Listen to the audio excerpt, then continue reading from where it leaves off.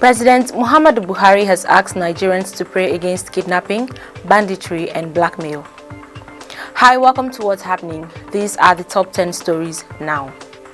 At number 10, the chairman of the Economic and Financial Crimes Commission, Abdul Rashid Bawa, has disclosed that $153 million and 80 houses have been recovered from former Minister of Petroleum, Diezani Alison Madueke, who has been living in Britain since leaving office. Bawa said the 80 choice property recovered from the former minister is valued at $80 million. This was contained in the April edition of the EFCC magazine, EFCC Alert. The commission added that bringing Alison Madueke to justice was still far from reality due to the fact that she was out of Nigeria's jurisdiction. Responding to a question as to how he would deal with persons in power in the discharge of his duties, Bawa stated that he would be ready to quit the job if anyone tried to make him do anything illegal. At number 9, the National Drug Law Enforcement Agency Command in Abia State has confirmed that part of its office at Amoekwu in Ohafia local government area of the state has been set ablaze. The state commandant of the agency, Bamidele Akingbade, made this known to journalists in Umuahia, noting that the attack took place at about 3 p.m. yesterday. He said that the hoodlums' intention was to free the suspects who were detained in the facility. Akingbade, however, said only a section of the office complex was affected by the fire.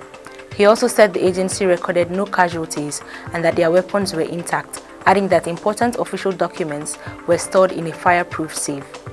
At number 8, the federal government has proposed 65 years as retirement age for doctors and health workers. It also proposed 70 years for health consultants in the country. This was disclosed by the Minister of Labour and Employment, Chris Ngige, at a meeting between the Presidential Committee on Salaries, relevant stakeholders, health sector professional associations, and trade unions on Tuesday. The hazard allowance and retirement age for health sector workers in government health establishments were discussed at the meeting. Ngige explained that the proposal had become necessary to improve the conditions of service of Nigerian health workers to retain their services within the country. At number 7, the National Drug Law Enforcement Agency has arrested a notorious drug baron and a former vice chairman of Lagos Island East Local Council Development Area, Ashekun Kehinde Sakiru, at the Murtala Muhammed International Airport in Ikeja, Lagos State. Ashekun has been on the wanted list of the agency since the arrest of some drug traffickers and drug seizures linked to him. A statement released on Wednesday, May 12th, by the NDLEA Director of Media and Advocacy, Femi Babafemi, revealed that the wanted baron was intercepted at about 9:40 p.m.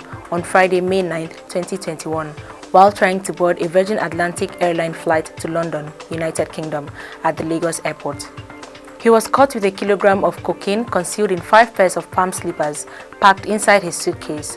During preliminary investigation, it was gathered that the London-based drug baron is a seasoned politician. He was at different times between 2004 and 2014 the vice chairman of Lagos Island East. He had also contested and lost elections for House of Representatives in 2007 and Lagos State House of Assembly in 2015. In the course of tracking him, the sum of 131 million naira was seized from his account, and another 14 million naira also blocked in the account of one of his traffickers, Aziz Adeneye Ibrahim, bringing the total sum so far recovered from him to 145 million naira. At number 6, the National Drug Law Enforcement Agency has advised candidates scheduled for screening as narcotic officers and narcotic assistants in Abuja and Jos from next week and other job seekers not to fall for some scammers sending messages to them to demand for payment. In a press release on Wednesday, May 12, 2021, signed by the NDLEA Director of Media and Advocacy, Femi Babafemi, the agency said its attention has been drawn to some messages received by some shortlisted candidates and other job seekers, mandating them to make payments into some phony bank accounts to secure them employment slots. Babafemi said shortlisted candidates, other job seekers, and the general public should please note that the NDLEA will not ask for payments from anyone seeking to work in the agency, and are therefore urged to discountenance this fraudulent message and similar ones.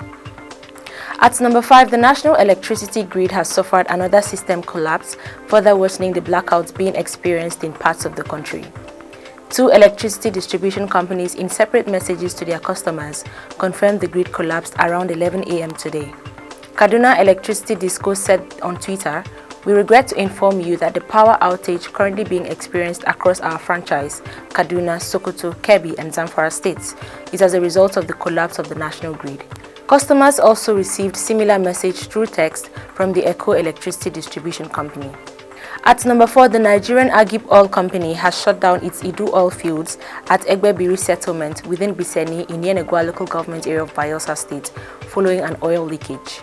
The oil company announced this today. According to a joint investigative visit report on the incident, the cause of the leakage is equipment failure due to a rupture at the wellhead. The firm said it shut down the facility to prevent further damage to the environment. However, an environmental rights group called Environmental Rights Action and Friends of the Earth Nigeria said the incident, which discharged crude and associated gas, had severely polluted the environment. At number 3, renowned Islamic scholar Sheikh Dahiru Usman Bauchi conducted Eid prayers today despite the directive of Alhaji Sa'ad Abubakar, the Sultan of Sokoto, who asked Muslims in the country to continue fasting today. The Sultan had declared Thursday, May 13, 2021 as the day of Salah and the first day of Shawwal, but Eid prayers were conducted at the Bauchi residence of Sheikh Bauchi on Wednesday. After the prayers, Sheikh Bauchi explained that the reason the prayers were held was because the moon of the month of Shawwal was sighted yesterday. He said the moon was seen in places such as Gombe, Gadao and Kebbi. Similarly, Eid prayers were conducted at the Ibadan Central Eid Praying Ground in Agodi by the Chief Imam of Ibadan Land, Sheikh Abdul Ganiyu Abdul Bakri, on Wednesday. At number 2, gunmen attacked 2 police stations in Etimepo local government area of Akwa Ibom State and killed a police officer. The incident occurred this morning at about 6:30 a.m. According to the police public relations officer in the state, Odiko Magdon, who confirmed the incident, the gunmen armed with AK-47 rifles and other dangerous weapons first struck at Etimepo Area Command, where an officer identified as Edogi Basi was killed. The armed men later proceeded to Ika Divisional Police Station. This recent attack is coming barely 48 hours after the state governor, Udom Emmanuel, visited the police headquarters in the state and donated 60 million naira to the families of deceased policemen killed during attacks on police stations. Finally, at number 1, President Muhammadu Buhari has asked Nigerians to pray against kidnapping, banditry and blackmail. In a statement by Garba Shehu, the senior special assistant to the president on media and publicity, Buhari made the call in his Eid al-Fitr message on Wednesday.